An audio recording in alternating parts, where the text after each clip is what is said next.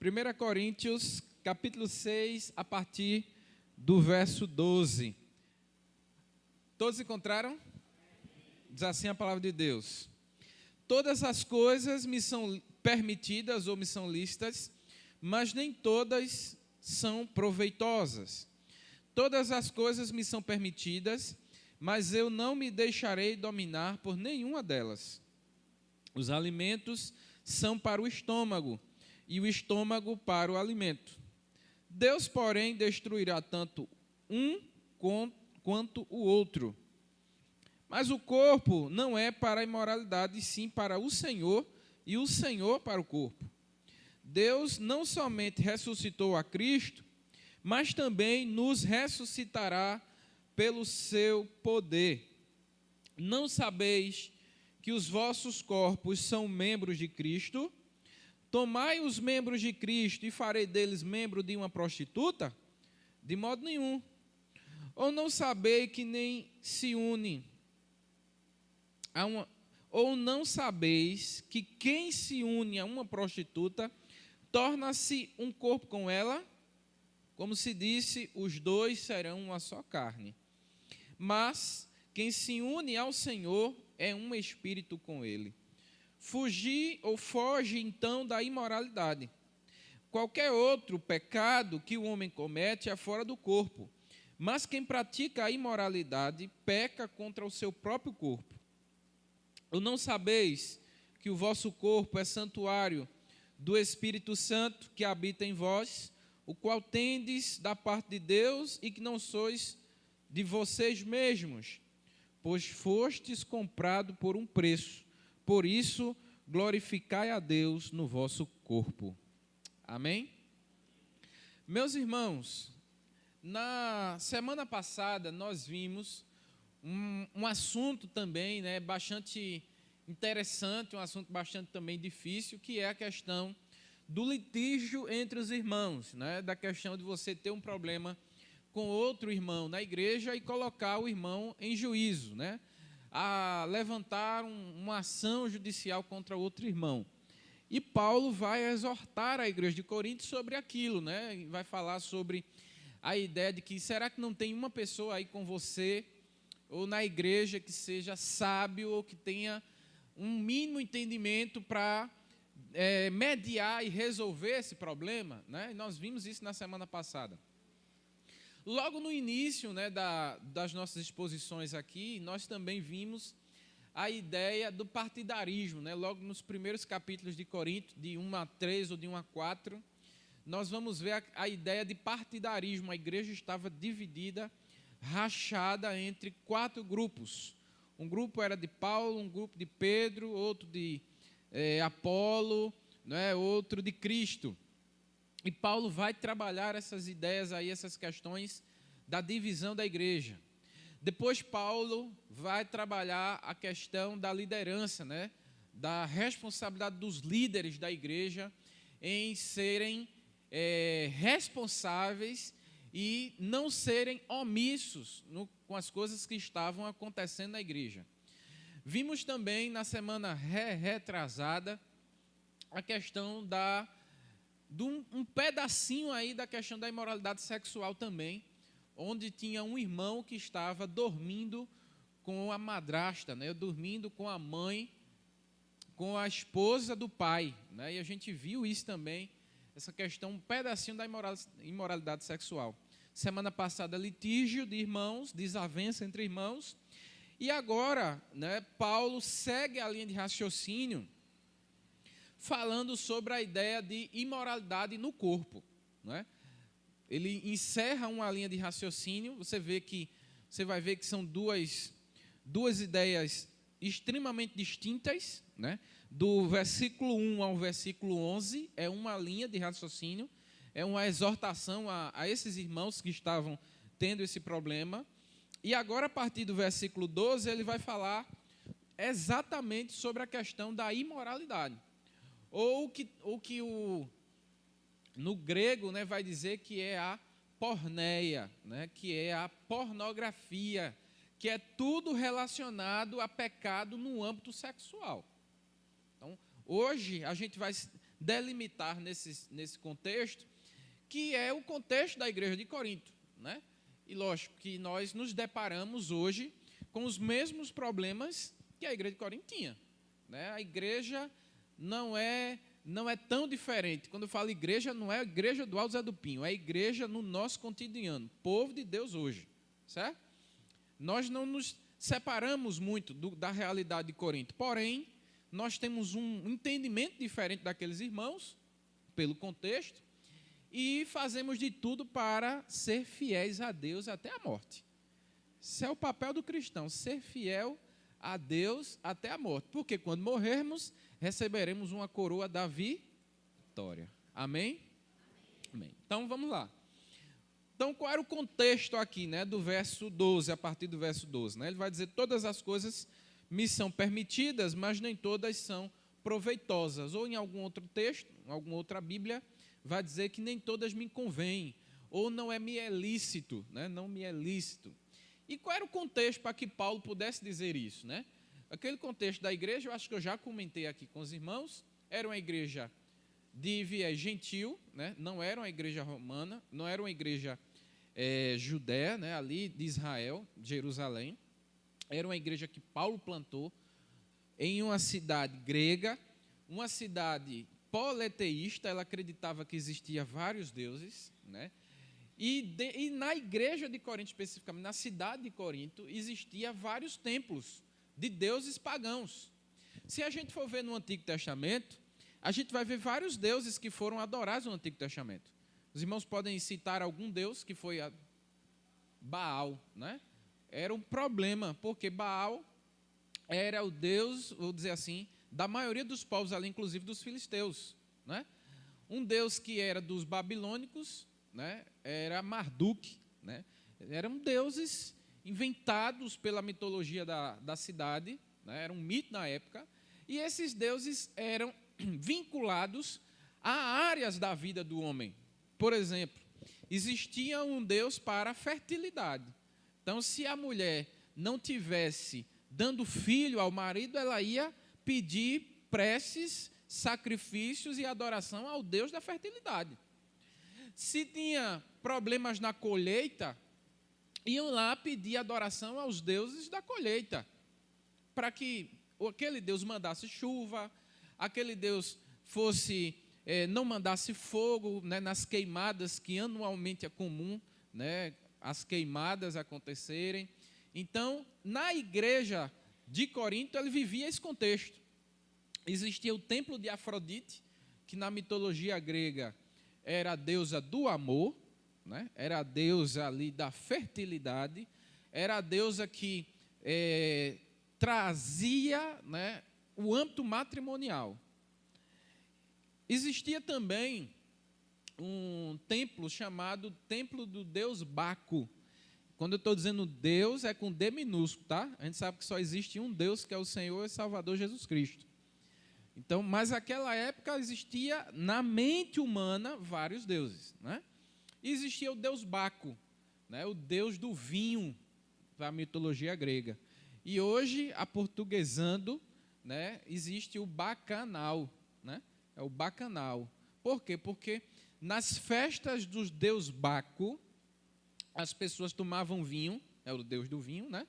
E todo mundo sabe que a porta para os outros problemas é o quê? É a bebida. Então, o cara, quando está embriagado, ele faz tudo, né? Ou, como diz aquele ditado, ele se revela, né? O cara se revela quando bebe. Então, ele enchia a garganta de vinho, né? E ali abria as portas para outros pecados, e aí chamava de se fazer os bacanais. Por isso que hoje nós temos essa ideia, porque naquela época, o deus Baco, o deus do vinho, as pessoas, os homens principalmente, iam tomar vinho, se embriagavam e cometiam toda sorte de pornografia que podia existir naquela época. E aí o povo, os homens da igreja, principalmente, eles estavam indo lá, né? Os homens da igreja de Corinto estavam indo lá, nesses templos, no templo de Afrodite, no templo de Baco, né, nos outros templos que estavam ali, para oferecer sacrifícios, oferecer devoção, né? Oferecer aquela oração ali em súplica para aquele determinado fim. Né? Existiam homens, inclusive, que saíam do culto e iam para o templo, né, de Afrodite. Então, Paulo agora, diante desse contexto, né, que eu estou passando para vocês, Paulo vai dizer, olha, todas as coisas me são permitidas. Isso aqui era uma resposta que os homens diziam, né, que os irmãos diziam. Porque se hoje chegasse para você e dissesse assim, por que você fuma? Um exemplo. Por que você fuma? Você é servo de Deus, você aceitou Jesus, por que você fuma? Aí você vai dar uma desculpa, né? Você vai dizer, porque eu não consigo me libertar. É uma desculpa, né, que é a mais comum, vamos dizer assim. É mais forte do que eu. Estou orando para que Deus me liberte.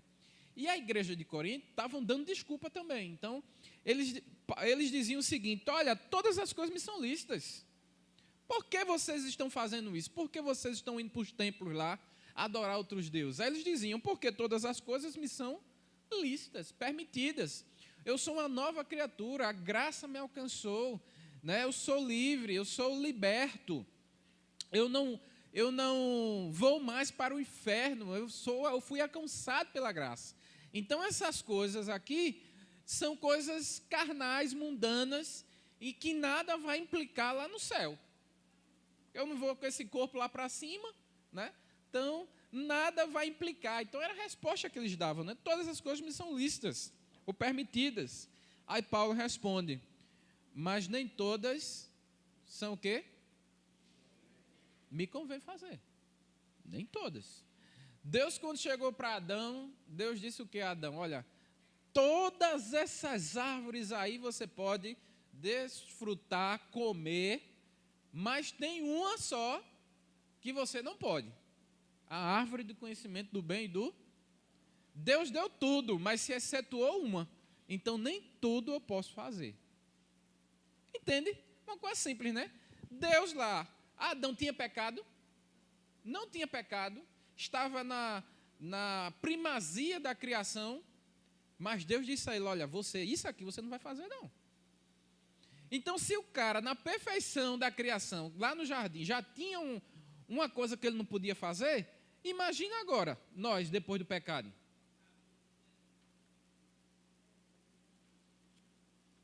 Então, Paulo vai dizer, ó, vocês estão dando a desculpa que tudo é lícito, mas nem todas as coisas são proveitosas. Aí as pessoas respondem, né? Todas as coisas me são permitidas. Lógico, todas as coisas são permitidas ao homem fazer.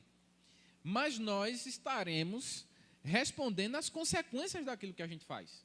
É ou não? Tudo que a gente for fazer, nós podemos fazer tudo. Agora a gente vai ter as consequências daquilo. E Paulo vai dizer, mas eu não me deixarei dominar por nenhuma delas. Então veja, Paulo está dizendo aquela turma que está ali, vivendo no âmbito da pornografia, da porneia. Dizendo o seguinte, olha, por que vocês estão fazendo isso? Por exemplo, porque eu sou uma nova criatura, a graça me alcançou e todas as coisas me são lícitas fazer. Eu posso fazer tudo. Aí Paulo está dizendo, você está certo, mas nem todas são proveitosas. Inclusive, você não pode se deixar dominar por elas. E aí ele continua, verso 2. 13, perdão. Obrigado, viu, Tassiana? Foi Tassiana, veio? Atenta, Tassiana. Verso 13. Os alimentos são para o quê? Para o estômago ou para o ventre, né, ali. E o estômago para os alimentos. Deus, porém, destruirá tanto um quanto o outro. Veja outra resposta, né? Outra justificativa do povo. O povo está dizendo, olha, o alimento é para o quê? Para a barriga. O que é que eles estão tentando dizer com isso? Olha, eu pratico o ato sexual porque o corpo precisa se satisfazer. Será que a gente nunca ouviu algum homem ou algum jovem dizer isso? Rapaz, é porque eu estou na flor da pele, eu estou naquele momento me conhecendo quanto corpo, então eu preciso realizar a prática do ato sexual. Por quê? Porque o corpo precisa. Eu já vi pessoas jovens inclusive, que já vieram conversar comigo, né, e já caíram, vamos dizer assim, né, caíram no ato, e aí se separaram depois, arrumaram outra namorada ou outro namorado, aí chega para o pastor e diz: pastor, ore por mim porque está difícil. Né? Isso é de praxe. Ore por mim porque está difícil. É porque está difícil, meu irmão, minha irmã. Não porque eu já caí outra vez, eu sei o que é bom. Aí é difícil me segurar de novo. Ela está dizendo que a gente tem que orar, ela está dizendo que a gente tem que se guardar para o casamento, mas, pastor, o senhor sabe, a gente é homem, né? É assim ou não? Se estiver falando alguma coisa que é anormal ou não é assim, os irmãos me digam. Né? E essa era a desculpa dos irmãos de Corinto. Ele estava dizendo o seguinte: olha, o alimento é para o estômago. Ele está fazendo uma relação aí, dizendo o seguinte: olha, eu faço isso porque o corpo tem necessidade. E aí Paulo vai dizer o quê? Mas Deus vai destruir tanto o corpo, tanto o estômago quanto o alimento. O que é que Paulo está dizendo? Olha, se você continuar nessa prática aí, Deus, quando vir, vai destruir tanto o ato sexual quanto aquele que pratica fora do conceito bíblico, que é aquele que Deus ordenou. Paulo está dando uma cartada aí, né? Você está dizendo que a comida realmente é para o estômago, mas Jesus, quando vir, vai destruir tanto o estômago quanto o alimento. Isso é que, aí é como se Paulo estivesse dizendo o seguinte: poucas palavras para bom entendedor, basta. Né? Você está dizendo isso, eu estou dizendo para você que quando Jesus vir, nem o corpo e nem o estômago vai ter mais. E aí ele continua, né? Verso 14. Verso 13, né? Parte B. Mas o corpo não é para a imoralidade, e sim para o Senhor, e o Senhor para o corpo. Ele está continuando a resposta dele, né? Dizendo o seguinte: olha, você está dando uma desculpa esfarrapada, certo? E eu estou dizendo para você que o corpo não é para a imoralidade sexual. O corpo é para o Senhor nosso Deus. Ontem um pastor amigo ligou para mim, mandou uma mensagem no WhatsApp e dizendo o seguinte, né? Pastor Fernando, como é que está? Como é que você está? E a esposa? Né? Está tudo bem? Você que é meu secretário, que manda, né? Manda e desmanda na convenção. Aí eu respondi para ele dizendo o seguinte: meu pastor, eu não mando nem em mim. Nem em mim mesmo eu mando. Olha, e eu estou dizendo, quem manda em mim é Jesus. Em nós, né? Minha esposa não está aqui do lado, por isso que eu estou dizendo que é Jesus. Porque se ela estivesse do lado, eu ia dizer que era ela. Né? Brincando, né? Lógico. Primeiro Deus, depois ela. Mas como ela não está, é Jesus que manda em mim. Aí ele brincou, né? Não, eu sei, é verdade, tal. O que eu estou tentando dizer com isso? Que nós não somos donos do nosso corpo. Cristo é Senhor do nosso corpo. Naquela época, né, os filósofos gregos, e Corinto era uma polis grega, os filósofos gregos, alguns deles, queriam neutralizar a importância do corpo, né, a importância do corpo humano. Por exemplo, Platão, né, Platão, que foi o pai da filosofia antiga, hoje todo mundo que estudou ensino médio, finalzinho do ensino fundamental, início do ensino médio, que vai estudar filosofia, vai estudar Platão. Vai para o seminário, você vai estudar muita filosofia. Os padres, no curso teológico do padre, 80% do curso dele é filosofia. Né? E aí, Platão vai dizer que, olha, há uma divisão entre o corpo e a alma. Platão dizia, né? O corpo é mau, é pecaminoso. O corpo é uma punição de Deus, né, para as almas que caíram, né, um aprisionamento do corpo, da alma no corpo, e o céu que é o lugar dos espíritos. Então, quando nós morremos, nós voltaremos para o céu. Né? Quando a gente cai, né, a alma é presa no corpo. Então, isso é uma questão filosófica, né, Platão dizia. Mas a raiz da ideia de Platão é de que o corpo era mau. O corpo, Deus não tinha relação nenhuma com o corpo, Deus tinha relação com a alma. Deus não tinha intenção nenhuma no corpo. Para Deus, Deus só quer saber da alma. Por isso tem muita igreja e muitos cristãos preocupados apenas em salvar a alma. Né? Em salvar a alma. Não, eu vou viver aqui no mistério, vou viver no no entendimento, porque Cristo nos chama a estar além, pensando nas coisas sempre do alto, tal. Mas, na verdade, a gente sabe que não é assim. Paulo, nesse texto agora, vamos entender que ele vai criar a teologia do corpo. O corpo é importante. O corpo tem o seu valor. Tanto é que Paulo vai dizer, vocês são templo e morada do Espírito Santo. Outros textos vão dizer que Deus não habita em templo feito por mãos humanas, Ele habita dentro de você, no seu coração. Então, nós não podemos desprezar o corpo. Muito pelo contrário, Paulo vai dizer que aquele que destruiu o corpo, Deus irá requerer dele no último dia. Então, nós precisamos cuidar do nosso corpo. Verso 14. Deus não somente ressuscitou o Senhor, mas também nos ressuscitará pelo seu. No último dia, quando Jesus raiar e a trombeta tocar, quando nós subirmos, nós vamos subir só a alma?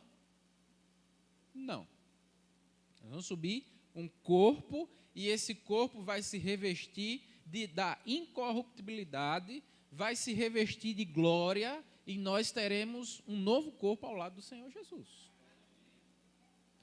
Então, esse corpo pecaminoso, esse corpo falho, esse corpo que está mortal, Paulo vai dizer que vai se revestir da imortalidade. Então, nós teremos um corpo glorificado. Aleluia. Então, a importância de que Jesus, como Jesus foi glorificado e foi alçado ao céu, nós também teremos um novo corpo glorificado no Senhor e iremos morar com Ele no céu. Verso 15. Não saber que o vosso corpo é membro de Cristo? Tornai o membro de Cristo e farei dele membro de uma prostituta? De modo algum. Ou não sabeis que quem se une com uma prostituta torna-se um só corpo com ela? Paulo está perguntando, você não sabe que aquele que se deita com uma prostituta torna-se um só com ela? Por que torna-se um só? Porque inclusive, eu já disse em alguns gabinetes com alguns irmãos aqui. A partir do momento em que nós nos deitamos com uma pessoa, certo? No ato sexual, nós nos tornamos um com ela. Isso é pacífico e é um entendimento. Por isso que, quando Paulo vai dizer que se você se deitar, os irmãos de Corinto, se deitar com uma prostituta, você está se tornando um com ela. Quem está entendendo aí? Diz amém. Então, perceba que naquela época, as sacerdotisas de Afrodite, elas eram conhecidas como prostitutas cultuais, ou prostitutas do culto. Eram mulheres, jovens, belas, que realizavam sacrifícios, de alimento, de animais, e um dos sacrifícios para manter a fertilidade na humanidade era se deitar com os homens ali naquele momento. Então o homem, ele ia lá e fazia isso, na ideia de que estava praticando um ato correto. Sabe o que a gente entende também? Por que os irmãos de Corinto faziam isso? Porque os irmãos de Corinto, eles não aprenderam a lei de Moisés, Eles não aprenderam que só a teu Deus adorarás e só a ele prestarás culto, A lei lá de mosaica. E aí, não tiveram essa doutrina, esse ensinamento em relação à idolatria, em relação à vida matrimonial, Então, quando eles aceitaram Jesus, muitas das práticas que eles faziam, que para eles eram normais, eles continuaram fazendo. Entende? Por isso que tem muita gente que, por exemplo, sai do catolicismo. Ele é forte no catolicismo. Quando ele aceita Jesus, em determinado momento dele, ele vai confundir algumas coisas. Por exemplo, para ele, a festa de João é muito mais importante do que para nós. A festa de São João. Porque ele vê João como um homem santo. Até desconstruir muita coisa nele. Tem gente que, quando se depara com determinada situação, vai dizer, Ave Maria, né? Confesse seu pecado, irmão. Tem gente que, Ave Maria, né? Valei-me a Nossa Senhora, né? E você está ali na igreja todo dia, vai para o culto, mas sem perceber, você valei-me a Nossa Senhora. Pelo amor de São Benedito, né?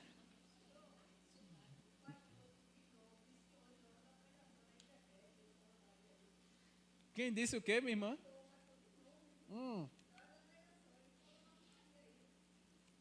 É mesmo. Uma praia. Tem coisa que é cultural, né? Tem coisa que é cultural. Mas tem pessoas que... É porque tem coisas que ainda estão enraizadas. Por exemplo, a gente vai ver isso daqui a pouco, se a hora dessa. Faltam 3 minutos. Pessoas que vêm do candomblé, né? Pessoas que viveram na prática ali do ocultismo, sei lá, do candomblé ali, daquela religião, né? Pseudo-religião. Quando aceita Jesus, ela precisa pedir a Deus realmente força, né, para trabalhar, para tirar alguns conceitos, né? Ela acredita que vê vulto. Tem gente que acredita que vê vulto. Rapaz, eu vi um vulto ali. Hoje eu fico na igreja sozinho, nada, fechada a igreja. Tô doido. Eu só fico aqui, eu fico do outro lado da rua, mas não fico dentro da igreja sozinho. Né? Os diáconos andando lá por dentro. Eu vi uns diáconos de branco andando lá por dentro. Os diáconos antigos que Deus levou. Né? Crente, né? Serve de Deus. É uma nova criatura, mas tem coisas ainda que precisam ser desconstruídas na mente dele. Saem do cemitério, né? Essas pessoas que mexeram com essas coisas, espírita, né? Espírita kardecista. Rapaz, quem? Eu passo embaixo de uma árvore, de uma escada, passo nada. Se eu ver um gato preto, valei-me minha Nossa Senhora, faço até o sinal da cruz. Né? Diga, minha irmã.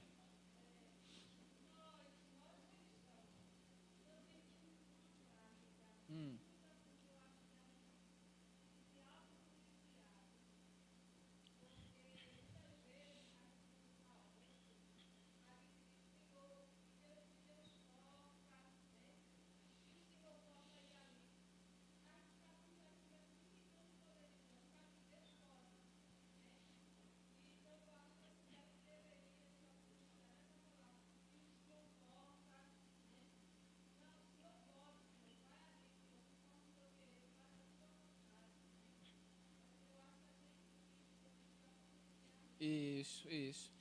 Correto. É nessa linha mesmo, de você perceber o que você fala às vezes, né? Perceber o que você tem um hábito de dizer, né? Então, lógico, tem que ver o contexto, né, da questão do possa. Às vezes você está falando numa oração tão humilde, né, uma oração tão, assim, se jogando mesmo aos pés do Senhor. Senhor, se for da tua vontade, se o Senhor puder, se eu possa, né? Então, é uma questão de humildade agora. A gente precisa entender que Deus não pode ser limitado. Deus pode, Deus faz, Deus é, né? Segundo a vontade dele. Então, são esses justamente, minha irmã Sandra, que precisa desconstruir essas coisas na mente de alguns. Né? Pastor, por que eu faço isso? Eu falei isso, ou em determinado momento eu fiquei com medo, me assustei, eu acho que eu vi um fantasma, né? Eu vou para o inferno? Não é isso. Deus nos conhece, tem a misericórdia, e aí nós não vamos limitar a graça. Tem gente que é canela de fogo, um macho, tudinho, e vai para o inferno. Entende? Então não cabe a nós julgar, nem tampouco limitar a Deus. Porém, nós precisamos todos os dias porfiar e entrar pela porta estreita. Amém? Para terminar, vamos caminhar. Verso 17, né? 17. Mas quem se une ao Senhor é um só espírito com Ele. Fujam ou fugir da imoralidade. Essa palavra imoralidade aqui, ela traduzindo novamente é a porneia, né? É todo tipo de ato pornográfico dentro do âmbito sexual. Quando Paulo está falando da imoralidade sexual aqui, ele não está falando apenas do marido ou da esposa trair o marido dentro do âmbito matrimonial, mas o ato sexual entre pessoas que não são casadas, isso é porneia. O ato sexual libidinoso, né, que o homem pratica na sua puberdade, né, todo mundo sabe, não vou dizer que tem crianças aqui, mas aquele ato libidinoso que o homem pratica no ato da sua puberdade, em conhecer o corpo, e que as escolas hoje em dia, a medicina, incita a isso, né, é pecado, é ato de imoralidade. O ato sexual homoafetivo entre pessoas de sexo, né, do mesmo sexo, é porneia também. O carnaval, vamos dizer assim, né? A festa do quê? Da carne, né? Então, aquilo ali é porneia, né? As pessoas passam 4 dias bebendo, né? Beijando, tendo atos sexuais. É o bacanal ali, né? É, de fato, a festa da carne, o bacanal ali, né? Oxê. O que é isso aí, Eduardo? Desenrolado? Elizabeth está aí, tá? Elizabeth? Verso 19. Ou não sabeis que o vosso corpo é santuário do Espírito Santo que habita em vocês, o qual tendes da parte de Deus e que não sois de vós mesmos, pois foram comprados por um preço. Por isso, glorificai a Deus no vosso corpo. Então, Paulo aqui ele está criando, ele está fundando aqui a teologia do corpo. É onde nós precisamos entender que o corpo é parte fundamental da nossa vida cristã. Nós não podemos viver apenas pensando no além, né, do corpo, do espírito. Lógico, Paulo nos orienta a fortalecer o quê? O espírito. Mas nós fortalecemos o espírito cuidando do corpo. Entende? Nós fortalecemos o espírito cuidando do corpo. Não nos envolvendo em atos imorais, não vendo pornografia na internet. Estou me santificando cuidando do quê? Do corpo. E eu já dei um estudo, uma vez, inclusive na escola, eu fui chamado para dar um estudo numa escola estadual, e eu falei sobre a prática da masturbação, né, o ato libidinoso que eu falei. E eu disse lá que ensinam que é normal, que é comum, e o jovem precisa fazer isso para conhecer o seu corpo, mas não é assim. Inclusive, Deus nos pede para preservarmos o corpo, preservarmos o nosso corpo da imoralidade sexual. E se você ficar enveredado nisso, quando você casar, você terá problemas no âmbito sexual. Ejaculação precoce, né? Todos os problemas aí de disfunção. Se eu estiver falando alguma coisa errada, aí o pessoal da saúde me diga. Disfunção erétil, né? Se nós podemos fechar uma linha de raciocínio desse estudo de hoje, é a ideia de que nós precisamos nos preservar limpos e cuidando do nosso corpo. Porque Deus, quando voltar, Ele vai requerer o corpo de nós. Amém?